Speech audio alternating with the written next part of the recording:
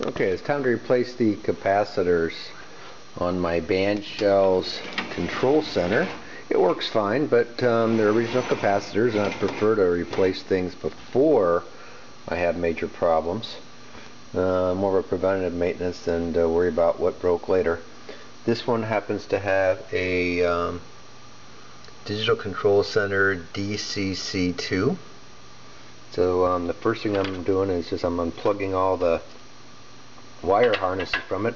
You can see they're all color coded, so when you go to put them all back in later, it's impossible to screw it up. So gently,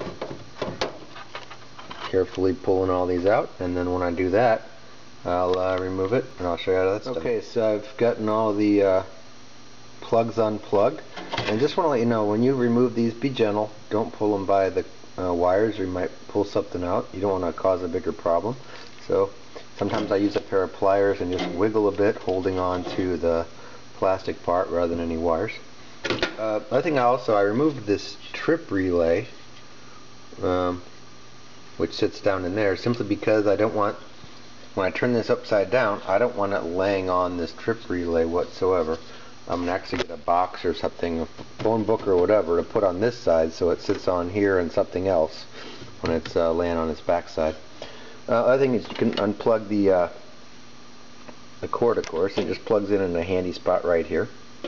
So, with everything unplugged, now I can go ahead and take it and remove it. They make this, actually, whoever made this was smart. Smart guys. Okay, so I've got a nut driver, which is actually a screwdriver without the little tip taken out. And it'll fit right on these two screws right here.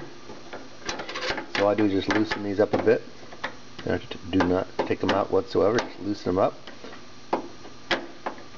And that allows this piece here to then slide that way. So, one-handed, can't do it. Alright. So, what happens now is this is going to allow this to actually come out of this little spot here.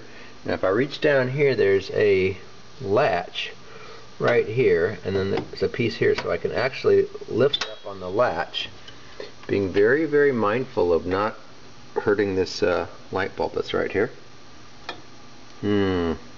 Okay, remove the light bulb.